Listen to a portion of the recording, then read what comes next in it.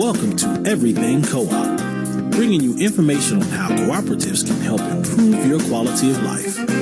This show is being sponsored by the National Co-op Bank, NCB. The NCB is dedicated to strengthening communities nationwide for the delivery of banking and financial services for the nation's cooperatives, their members, and other socially responsible organizations. For more information on the power of community ownership, visit ncb.coop. That's ncb.coop. Now stay tuned for your host, Vernon Oakes. Howdy, this is Vernon Oakes. Welcome to Everything Cooperative. And this morning I have the pleasure of having Mr. Rich Larochelle on the line with us this morning. He's on the program this morning. Rich has been on several times. Good morning, Rich. Good morning, Vernon. I'm so happy to be with you this morning. Thanks so much for having me. Thank you. And with your 40 years of being in this cooperative world, I really want to start off by asking you, in the news today, yesterday, last week, last month, it's all of the conversation about send them back. There are certain groups of people, religious, that were not welcome to the U.S. and tweeting all about, these negative kinds of things about different people of color or different religions. And how does that sort of fit with the co-op model, Rich? You've been around it a long time. Well, I've been around the co-ops for more than 40 years, and I can just tell you flat out, there's no place in the co-op business model for discrimination, for any approach that is not inclusive of everyone. I'm on the board of a startup co-op here in Fredericksburg, Virginia, and one of the things we say all the time is all are welcome. In fact, if you shop at a food co-op, you'll probably see a big sign, all is welcome. But if you go back to 1844, with the birth of the modern co-op movement in Larochelle, England, a group of weavers got together because they couldn't meet their basic needs, and they developed co-op principles that we still live by today. The first of those co-op principles is voluntary and open membership, and the second principle is democratic member control. So just think about that for a minute. Voluntary and open membership. What does open mean? Everyone is welcome. And what does democratic member control mean? Everyone is equal. Every member has one vote. That's at the core, the bedrock of co-op principles. So that's the way we do business as co-ops, and it aligns with our values as humans. And that's just what co-ops are all about. Just no room for send them back. It's come on in, open arms. It's the co-op model. Open arms. And anyone who wants to join our co-op, we very much welcome them in. I spent most of my career working for electric cooperatives. They do an outstanding job of providing electric service in mostly the rural parts of the United States. And if you think about their history, it's also a history of inclusion. It's a history of self-help, the history of democratic control. Because if you go back to the 1930s, we tend to forget about this, but in the 1930s and 40s, the cities had electricity and the rural areas didn't. And the rural people were kind of like second-class citizens. Nobody was willing to provide electricity to them. And so the rural people got together, farmers and other people in the community, and they said, if no one else will do it for us, we'll do it ourselves. And they created their own consumer-owned electric co-op. And what was one of the fundamental principles of electric co-ops, it still is to this day, it is that everyone is served within their service territory. So a typical electric co-op will serve portions of 3 or 4 counties. Every single person in that area is provided service. It doesn't matter what religion they are. It doesn't matter what political philosophy they are. It doesn't matter what race or any other characteristics. Everyone's provided service, and that's a core bedrock principle of every co-op. So a co-op is all about inclusiveness, and that's kind of who we are and what co-ops stand for. And that's one of the reasons that I have fallen in love with this model, being an African American growing up where I was not always included, and I've gone into places. I grew up in the South. but I've also gone into places in the north, and you could feel the tension. And I like that co-ops, and this motto is first principle.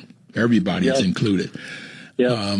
Although the first thing when I first got introduced to it is the first thing I liked about it was the fifth principle, because I've taught for 12 years in my life, and I really like education, training, and information, which is the fifth principle of co-op. So it's like everybody's included. Come on in and get and train, learn how to run a business.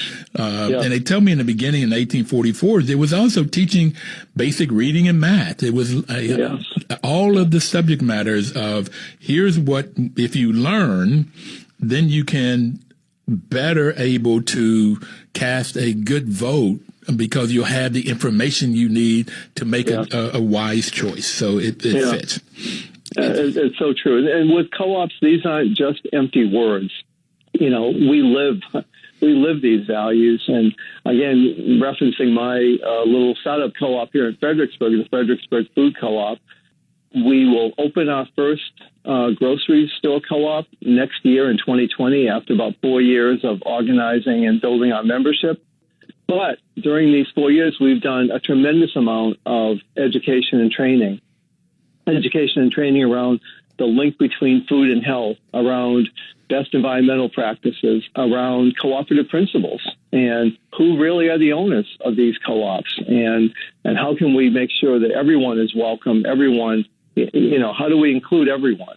So those are the principles that we operate under. So it's discouraging when we look at what's going on in places where, and in people's hearts that don't have this feeling of inclusiveness. It's discouraging, but what we need to do as co-ops is follow the principles that we believe in, and help others to understand those principles. Because I think everyone, through education and training, you know, we can get the word out. We can foster better knowledge. We can get people to rethink. If they don't have an inclusive approach, let's try to help them to rethink it. Let's have them think about different approaches to business, different approaches to life. And so I think maybe that's why the co-op principles have always emphasized education, training, and information, because it's such a necessary part of growing. It's such a necessary part of doing the right thing. And I learned about co-ops because I manage housing co-ops, and I would see everyday people, because most of the housing co-ops I manage were what is called limited equity co-ops. And they're for everyday people that perhaps could not afford to buy a single family house or a condo, but they could afford to come into this limited equity co-op. And then they had to learn how to run it, had to learn how to manage it. And to see everyday people, sometimes with not even a high school education, make really wise long-term decisions that's best for the group. Now that gets to be extremely exciting. Yeah, it's extremely exciting. I love that about co-ops, that basically a difference between a co-op and an investor-owned utility or a nonprofit is who's the owner.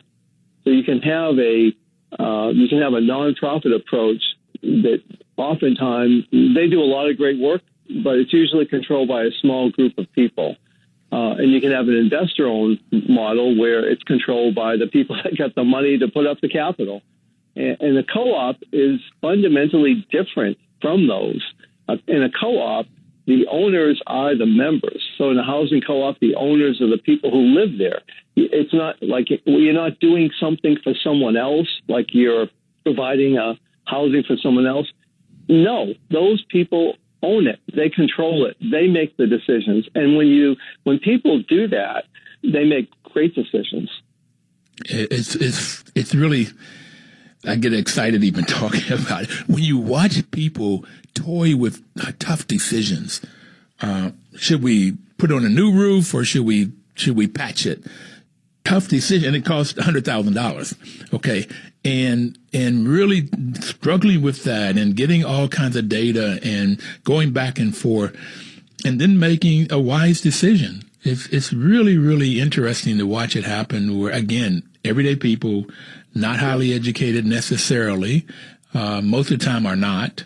In limited equity co-ops, too often you don't find people with college degrees. Every now and then you'll find somebody, but they make really, really good decisions, and there's a payoff.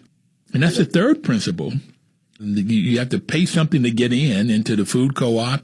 What is it? $100, $200? What's your pay in to get in? It's a one-time investment per household of $200, but okay. People can also pay it over time.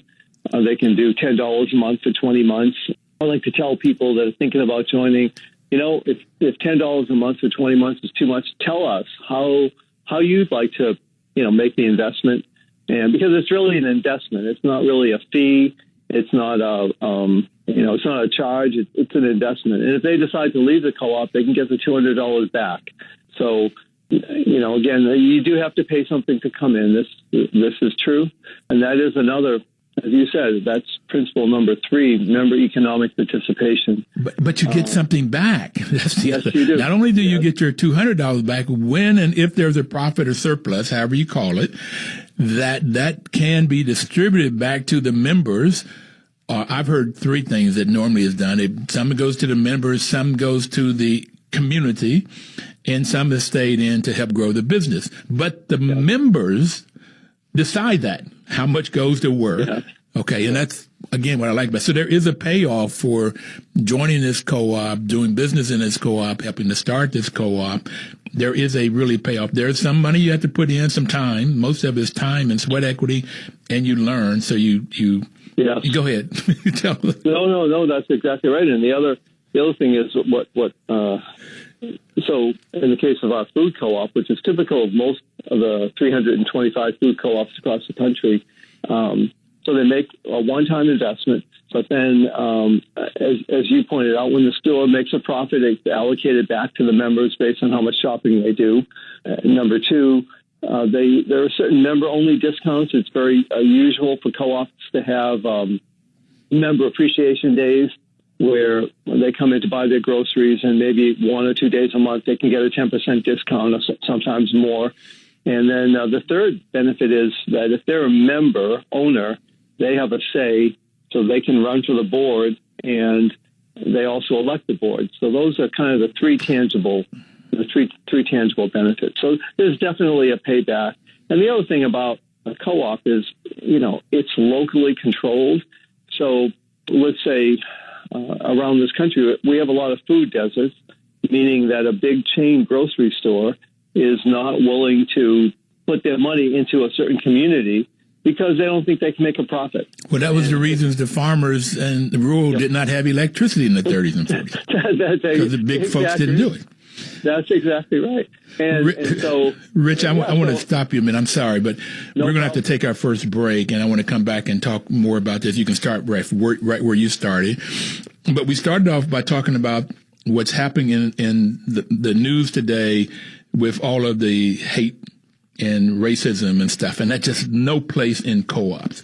And that's why I love co-ops, and everybody out there would like for you to look up co-ops. You could look up the food co-op in Fredericksburg. There's right around here in the district, but there's 300 and how many you say, Rich? About 325. Food co-ops throughout, and there's the Rural Electric. And Rural Electrics, they service about 80% of the land mass in the U.S., so yep. It's huge. But we'll take our first break, and we'll be right back. Please don't touch that dial.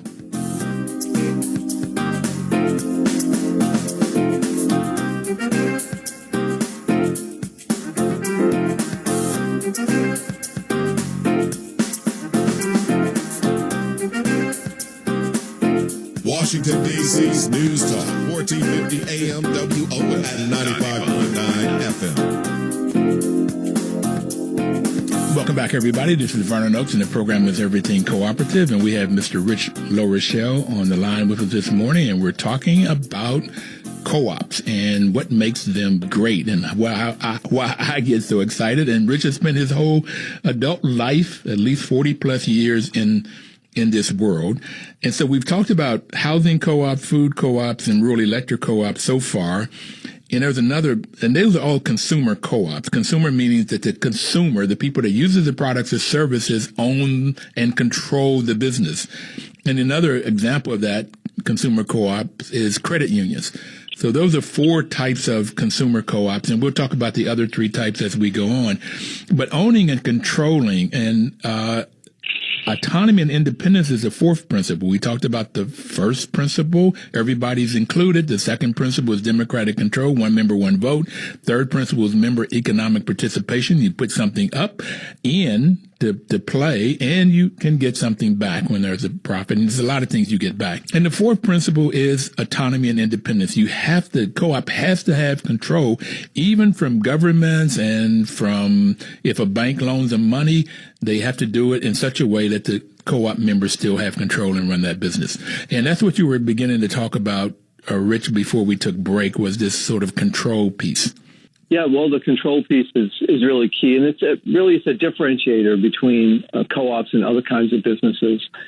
And one of the things that I've been trying to do, I retired from working for the Cooperative Finance Corporation at the end of 2013, and I'm really like a full-time volunteer now. But I'm helping to start a food co-op here in Fredericksburg, and I teach a class on the Cooperative Business model at the University of Mary Washington, where I'm sitting right now. And so this ties into the principle of education, training, and information, principle number 5. When I was working for the electric co-op and the finance co-op, I always felt that we as co-ops didn't do a good enough job of getting information out there about co-ops. That, as you said, Vernon, really co-ops are really a hidden gem. They do great work, and yet most people don't seem to know much about them. And I particularly felt that the colleges of business, where there's a lot of smart young people who are business-oriented, co-ops really aren't taught in the colleges of business around the country. So I was very happy when the dean of the College of Business here at the University of Mary Washington, Lynn Richardson, asked me if I would teach a class on the co-op business model. And I've been doing that now with Adam Schwartz, where we co-teach a class about really helping business majors and others, but mostly it's in the College of Business, helping them understand what a co-op business is. And so we're teaching this fall. We'll begin the last Thursday of August and go through December. It's a regular 3-credit class, and most of the students in that class, we have 23 or 24 enrolled right now. They've never really been exposed to co-op businesses because they're really not taught. Business colleges teach mostly the investor-owned model, kind of the model of, let's make as much money as we can kind of thing. And to a lesser extent, the nonprofit model is taught. But we're just so happy to have the opportunity to share information on what makes co-ops special, why a student should consider a career with a co-op, and if they're thinking about starting a business, just to have the co-op option on the table. So that's kind of, I know I tiptoed into principle number 5 there, Vernon, but I thought I would mention how through education we can spread the word about why does ownership and control really make a difference. Yes. Now, I've taught 12 years in my career, 11 at the college level. And one of the things I like about co-ops also is that when I go to annual meetings, whether it's the housing or food co-ops or in any annual meetings I've been into, sharing information. I go down to Federation of Southern Co-ops, which I'll be next Thursday. I want to do live from there. There's information flowing. Everybody gives it freely. Where yes. When I worked in corporate America, it is you hang on to it because that's your secret, and that gives you power over your competitor and so forth. But yeah. Information flows, and I like that. And I want to thank you because I don't know if you remember, but last year or so I asked you for your syllabus, and you gave it to me within the hour almost. Yeah, absolutely. And I doctored it up, and I sent it over to the dean of the business school at Howard, where I had taught for 5 years. And unfortunately, he came back and said I don't know who he talked to, but he said that there was not a demand for it at Howard's campus. And so I've been trying to reach students to see if there is a demand from students. And I don't know if he talked to students or if he talked to the faculty, but that's what he came back with. And it's nice that you got the dean to ask you. Yeah. That is wonderful. And I'd like to see if we could get more deans to talk about it, because I want to teach a course like this in the D.C. area. I taught marketing in the business school, and before that, I taught mathematics. So this whole corporate world is like, that's phenomenal to be able to teach all of this. It's like, how can you get it all into one class would be the thing. Yeah. Before, I want to talk about your class and your syllabus and what you try to get accomplished, but I want to finish the two principles, the two next to 6 and 7, which is another reason that co-ops work, is because the 6th principle is cooperation among co-ops. And how have you seen that work? Well, it's interesting that you should mention with co-ops, information just flows. So I'll just give you a couple of quick examples. 4 years ago, we were considering forming the Fredericksburg Food Co-op. And so we reached out to Friendly City Food Co-op in Harrisonburg, Virginia, and our investigatory committee made a trip out to Harrisonburg, and that co-op is now 8 years old. They just celebrated their 8th birthday, but they were about 4 years old. They were doing really well. And so I called Steve Cook. I had never met Steve. I didn't know him.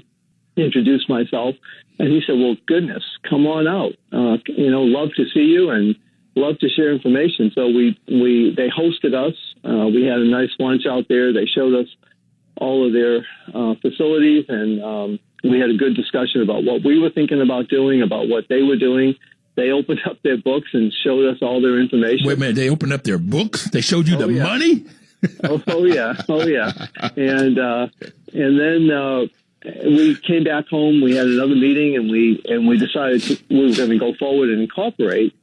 And so I called Steve and I said, really appreciate the information you share with us and the enthusiasm and the inspiration, because it's always a mix of information and inspiration, and he provided both. He's quite an amazing man. And I said, we're trying to figure out how to file our articles of incorporation. Do you have an attorney you can recommend? What do you think that'll cost us? And he said, well, I'll do better for you than that. So he emailed to me a copy of his articles, and he said, use them any way you want. And so we filed for incorporation in the state of Virginia, just like they did. And so we were just able to use his articles and change the name from Friendly City to Fredericksburg, and probably saved a couple $1,000s at a time. A minimum of a couple $1,000 legal fees, plus the time and aggravation. Yes. Oh, yeah. Okay. So that's just one example. Steve has not stopped helping us. Anytime I contact him or Bruce Flagar, who's the manager of the Roanoke Food Co-op, I contact them for information. Right away, they respond. We've had meetings with the two of them. Those are the other two co-ops in Virginia, food co-ops in Virginia. And so we've had meetings about things we can do together in terms of shared services. We're working to try to develop, what really will constitute a living wage here in Fredericksburg, because we want to pay our employees well. And Roanoke Natural Foods Co-op has a HR professional, Elizabeth. And so she's worked providing a lot of data, coming up with an estimate for our community, because we don't easily have that same kind of talent that she's a full-time professional in that area. So those are just a few examples. In the food co-op space, there's a group called the Food Co-op Initiative. Stuart Reed is the executive director of that, and Jacqueline Hanna is the assistant director. They have provided so much help to us. Really, our food co-op has just followed the model that they've laid out in terms of how do you do a food co-op. We could not have done this without them. We didn't have to reinvent the wheel. The food co-ops got together about 12 years ago. They knew there was going to be a wave of new food co-ops, and they put together this organization just for the purpose of helping new entities, new food co-ops form. So cooperation among co-ops. Cooperation among co-ops.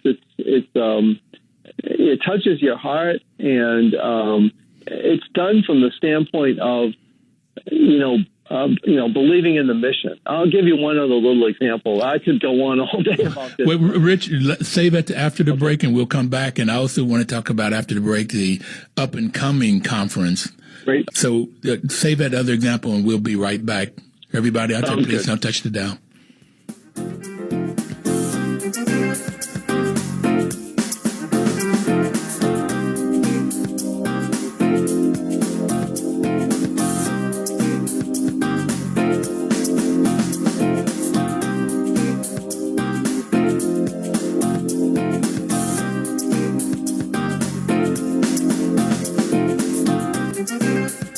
Welcome back, everybody. This is Vernon Oakes, and the program is Everything Cooperative, and we have Mr. Richard Larochelle online with us this morning. We're talking about the food co-op that he started and the work he's done with Rural Electric and the principles and values of co-ops and what makes them so great.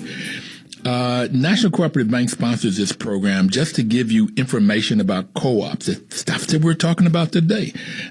And I really like the folks, Chuck Snyder and the people at the bank. They have been, for me, Rich, they have been a lot of information and tremendous inspiration. We've been on the line this year would be our 6th year, October, and we were only going to do it for 1 month 6 years ago. And they have inspired us and helped us to stay focused and keep growing this thing. So I really appreciate your being on, Rich, and you were talking about, well, I wanted you to talk about up-and-coming food co-ops, and I wanted you to give another example. Okay. I'll just give you, I'll start with giving another example. Let me just say about NCB and Chuck Snyder, they're a great organization. And another example of co-ops coming together and, providing needed service, in this case, financing to co-ops so they can succeed in the marketplace around the country. So our food co-op is also working with NCB. And in fact, at noon today, we have a meeting here with some of the staff from NCB. So I know how you feel about them, and we're all grateful that organization is around and is a real resource to co-ops. Roberta McDonald from Cabot Creamery. Oh, she's great. She calls them angels, so that she just sums it up. Okay. Yep, it's a really good way of putting it. So I was going to give another example of the spirit that co-ops have of helping new co-ops form and helping each other. And when I was working for the Cooperative Finance Corporation, we worked with others in the electric co-ops sector to help a community in Kauai, one of the islands in the state of Hawaii, form an electric co-op. The investor-owned utility was divesting of the property. They didn't want to own it anymore. And a local group got together and they wanted to form a co-op. And so we helped them. We made loans available to them, startup capital. We provided a lot of technical assistance. And the president of our board at the time was a gentleman, from the state of Minnesota. And I remember when his term was up and he was reflecting on the successes during his time as the president of the CFC board. And he said the thing he felt best about was the work that CFC had done to help form the Kauai Island Utility Cooperative. And I use that as an example because this is a gentleman from Minnesota, very far away from Hawaii. And there was no personal benefit to him and no personal benefit to his co-op from the formation of a new co-op in the middle of the Pacific Ocean. But he felt so strongly about the co-op principles and how sharing the co-op business model with people, even in a far-off place, was so valuable that it touched his heart. And I was always impressed with that.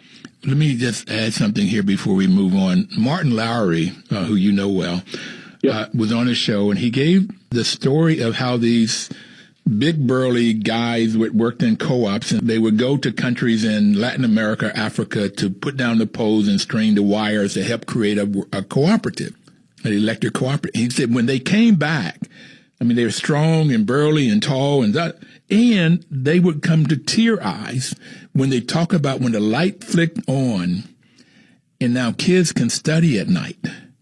And all of the activities can happen in the home because they have electricity, and which we have forgotten about, but how this really touched the hearts of these men that went down and helped them. It's very teary-eyed to see what help we can do. Okay. Yeah, it's a wonderful, wonderful thing. So you were mentioning up and coming. So you're referring to the up and coming food co-op conference? Yes. Okay, great. So that's another example of co-ops working together. So every year, usually in around the March timeframe, there's this conference, well attended. There's about 125 startup food co-ops in the country. The conference is attended probably, I'm thinking, by about 250 people. Does that sound about right, Vernon? I went this March, and I would say 300, but that's 250, okay. 300. Okay. Yeah, okay. Got it. So multiple people come from each co-op. We had 4 people from our co-op who were there. And And so it's a wonderful learning opportunity. It's basically 2.5 days. And the Food Co-op Initiative and the Indiana Cooperative Group, Deb Trutka's group, put together a great agenda where they put in front of people like me and people from other startup food co-ops really all the information we need to know about how you fund a co-op, how you organize a board, how you recruit membership, what kind of systems you need to have in place from a data tracking perspective, how to find a site, how to hire a manager.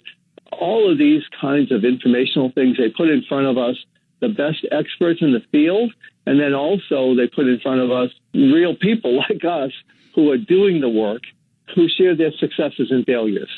And so it's a great opportunity. I've gone to it now. I think this is I've gone to it 3 or 4 times. Every year I come back with new information, with something that I can come back, a whole team can come back, and implement. And let me say, when you say you refer to me as starting a food co-op, I'll just correct you on that a little bit. Thank you. One person doesn't start a co-op. Thank you. and so it's a team. There's this old saying that if you want to go fast, go alone. If you want to go far, go together. And a co-op is a group who wants to go far. And so it's about doing it together. Sometimes together takes a little longer, but it's more sustainable.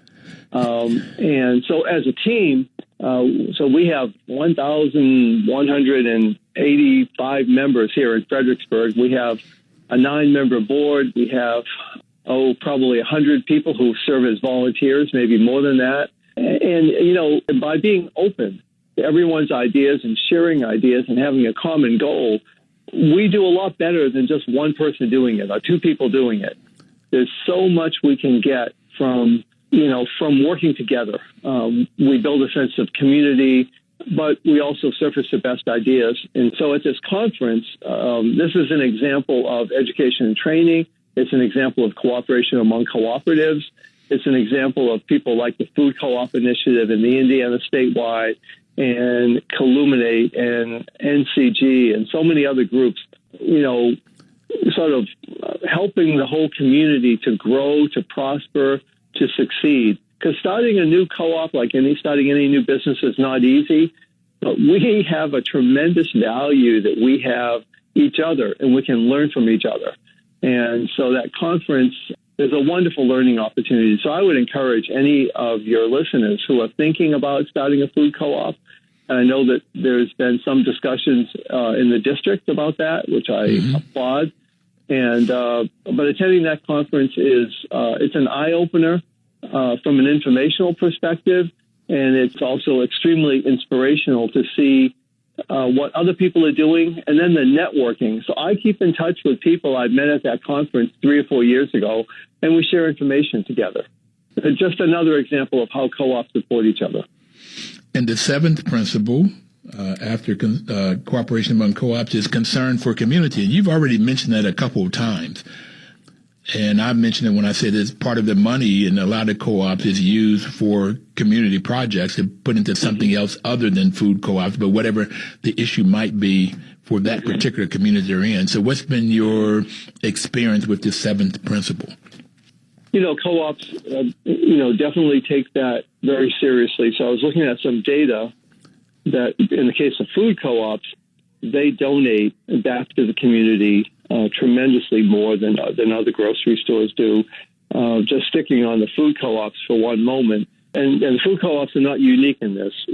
This principle goes across all the co-op sectors, but in the case of food co-ops, I was talking to Steve Cook at Friendly City, and what they do is, so they donate a lot of food to food banks. I know you just had a little public service announcement about food banks, and in Friendly City and most food co-ops donate a significant amount to food pantries and food banks and things of that sort. Our own food co-op here in Fredericksburg, even though our store isn't even open, we partnered with The Table, which is a local food pantry at St. George's Church here downtown Fredericksburg, and we do a cooking class once a month there, and we donate to the table. And we've done. Richard, I'm sorry. I want to make sure I get this straight. You said you haven't even started your business yet, but you're donating food to the food bank. Yes. Yeah. We donate money and we do all that kind of thing. Because it's part of the so one of our basic principles of our Fredericksburg Food Co-op is to collaborate with others in our community to try to ensure that everyone has access to healthy local foods. And so, the kinds of things that food co-ops do in those areas, which I think really make a lot of sense. There's a new food co-op started about 4 or 5 years ago in Durham, North Carolina. And what they're doing is something that our co-op, is thinking about doing. We're not open yet, but we'll open in 2020. But what they do is they provide 20% discount to anyone on SNAP.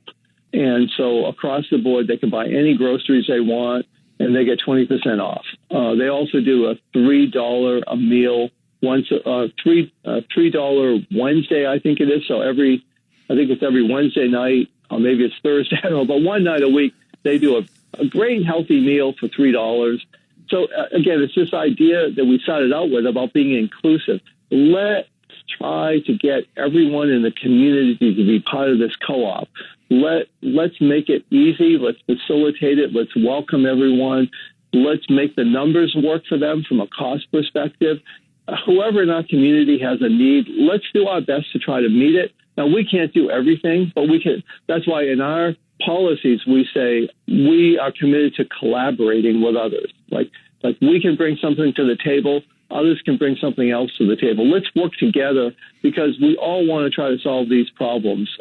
If people are food insecure, it's something that should affect every one of us. And so let's do what we can to try to make a difference. Those are just kind of some of the things that, food co-ops particularly do. Electric co-ops, which I have a background in, they contribute in countless ways to their communities. One example is very many electric co-ops have a roundup program where people round up their electric bill to another number, and they a little higher number, and the co-ops take those funds. They have a member committee that defines important uses for those funds in the community. Electric co-ops also provide scholarships to students in need so they can continue their education. There are so many ways. When you back away from the specifics of what co-ops do and you say, how could they accomplish so much when they're smaller than investor-owned companies? And I think, to me, it's an example of if you're clear in your own mind as a co-op business what it is you want to accomplish, what your mission is, and you keep working on it, over time you'll be surprised by the vast amount that's accomplished. The vast amount that's accomplished. We're going to go to our next break and come back. I want to talk a little bit more about your course that you're teaching at the University of Murray, Washington. Excellent. And you talk just real quickly, the values of the co-ops that I like, the ethical values are honesty, openness, concern for community, and concern for others. So that's what's in the values that you just talked about. But we'll be right back.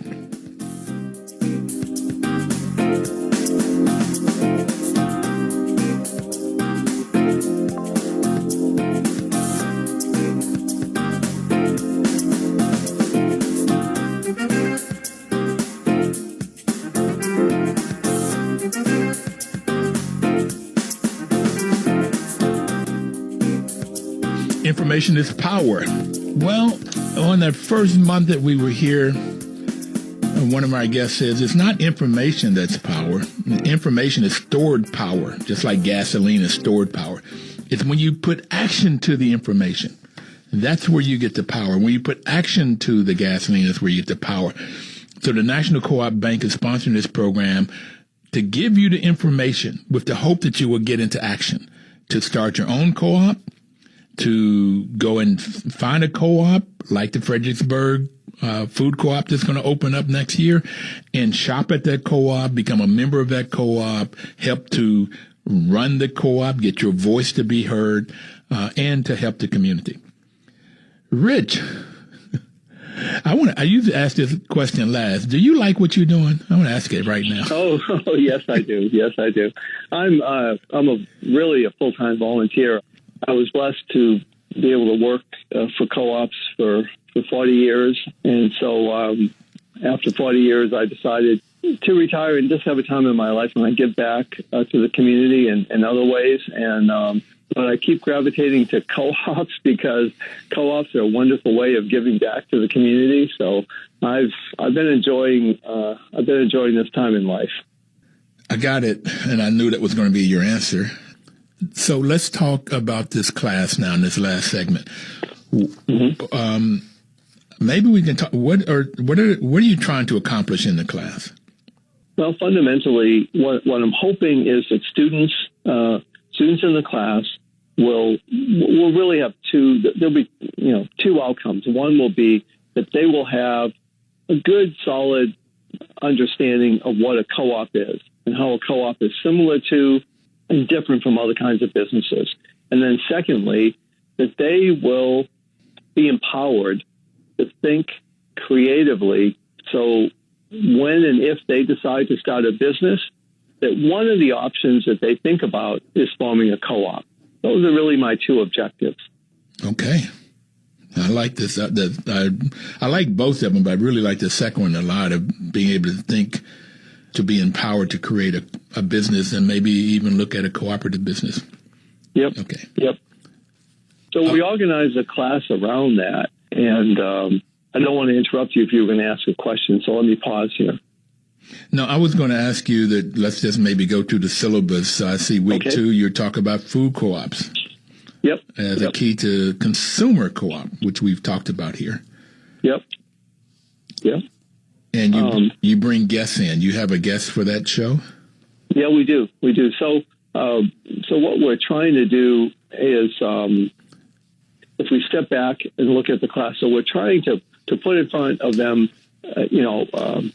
information about all 4 types of co-ops, as you pointed out: consumer-owned co-ops, producer co-ops, worker-owned co-ops, purchasing or shared service co-ops. So there's basically 2 ways of conveying that. One, we have good reading materials, we have good course materials, and they can read all that stuff, and we expect them to read it, and we're going to quiz them on it. We're going to test them on that. But we also put in front of them some of the best inspiring leaders in each co-op, so they can get a feel for who are these people who are working in the co-op area, who are these people who are creating co-ops, and the depth of knowledge of someone like yourself in the housing co-op area. And we appreciate that you're one of our guest speakers, but the depth of knowledge that someone like you will have about housing co-ops, they can't find that in a book. So they can learn by reading. They can learn by listening to Adam Schwartz, who's a wonderful co-op guy, and myself. They can learn from us listening and lecturing, but then they can also get up close with people in the field. So that's what we're trying to do. So in the first half of the class, the first half of the semester, we'll provide them with information about the 4 types of co-ops. We'll give them a midterm exam to question their understanding of that, figure that out. In the second half of the class, they're going to be actually developing a business plan. We're going to break them down into little teams, and each team is going to develop a business plan for a co-op that they envision creating. So they're going to end up the semester with a business plan. Usually for these students, it's the first business plan they've ever developed. And we're working with the Small Business Development group here in town that's affiliated with the university. We have a wonderful individual there who actually will meet with our students, Susan Ball. And she'll walk through with them, how do you develop a business plan? And so they'll end the semester with a business plan for a co-op. Okay, so I want to go back and break it down a little bit in the last few minutes. So we talk about consumer co-ops, and that's where people that use the products and services. So you have housing, rural electrics, credit unions, and food co-ops. Food co-ops could be a worker-owned co-op or a consumer co-op. or hybrid. It could be a hybrid. Yep. So worker co-ops then are any business that's owned and controlled by the employees. If it's owned and controlled by the employees, a worker cooperative. So those are the two main ones that I talk mostly about. But then you have what you call the purchasing co-op, and farmers have used this a lot, and others are beginning to use it. You said purchasing or shared services. So the group of people will say, we need to buy fertilizer, gasoline, or we need to buy space. We can afford to do this and we can get a better price and a lot better quality if we do it together as a group. And so they form a co-op. And that's what farmers have done for quite a long time. Right. So basically a producer-owned co-op. So we have examples of that. For example, Organic Valley. Oh, wait. See, I was talking about purchasing first. I was talking about the purchasing side. Okay. Got it. So purchasing co-op. So we have like Ace Hardware is a purchasing co-op. It's a shared services of purchasing co-op. We have Gina Schaefer, who she and her husband own a number of Ace Hardware stores in the district and in the Washington area. And she'll be with us actually on September 26th, talking about how Ace Hardware works. So there's two kinds of shared service co-ops, if you want to look at it this way. One is where the members are independent businesses. Ace Hardware is an example of that. Another kind of shared service co-op is one where the members are cooperatives. So my old organization, the Cooperative Finance Corporation, will have Sheldon Peterson, a wonderful guy who's the CEO of CFC, and his members are electric co-ops. So they're another shared services co-op. The service they provide is financing. Okay. And NCB would be another shared services co-op, for example, because their members are co-ops and they're providing a service to their members. You know, sometimes I forget that NCB is a co-op itself. I do forget. Yes, Okay. Yeah, definitely. So, well, you know, and many of us do. Like, we can be a member of a credit union and not realize that a credit union is a co-op. We can buy from Ace Hardware and not realize that they're, or REI and not realize that they're part of a co-op. Or we can be served by an electric co-op and we just think it's an electric company. But if we drill down a little deeper, there's a rich, beautiful picture that we can become part of. And you mentioned REI. That's a consumer co-op that does equipment, recreational equipment. Mm-hmm. Yep. Okay. Absolutely. Now I want to go to this producing co-op, which a lot of times I'll call it a marketing co-op. So, and you mentioned Organic Valley, Cabot Creamy, Ocean Spray. Those are some examples of those. So you have anybody in that world coming in? Yep, we do. We have Jerry McGeorge from Organic Valley, and he'll be here. He'll be with us on October 3rd, and he'll be sharing the Organic Valley story, where a group of farmers got together and they formed their own co-op to really market their organic products. In the last week of the class, we have Roberta McDonald and Sarah Wing. You mentioned Roberta earlier, and I agree with you. She's a wonderful person. They're from Cabot Creamery Co-op, and they'll be with us really talking about marketing, how co-ops can market their co-op advantage. So if somebody wanted to take this class, could they do it as, just come and take one class, or they have to be Sure. What would they have to do? They could contact me, or they could contact you, and you could put them in touch with me. And I'd be happy to have people come in and sit in on a class if they're interested in a particular class. Absolutely.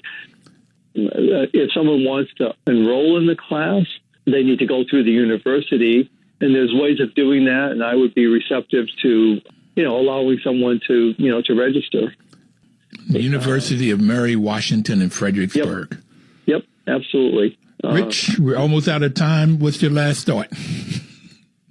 Well, first of all, let me say how much I appreciate what you do, Vernon, in terms of getting the information out there about co-ops, education, training, information. We talked about the fifth principle, and what you're doing every week is really taking that and putting it into action, and that's extremely valuable. And I just appreciate the chance to be on your show, to chat with you. I've always enjoyed having the chance to visit with you. So Thanks for inviting me. Okay, thank you, sir. And on page 6 of your syllabus, you have online resources. I request you put www.everything.coop on there. Okay, consider it done. I will do that right away. Everybody out there, please have a wonderful week and live cooperatively. Washington, D.C.'s News Talk, 1450 AM WOL at 95.9 FM.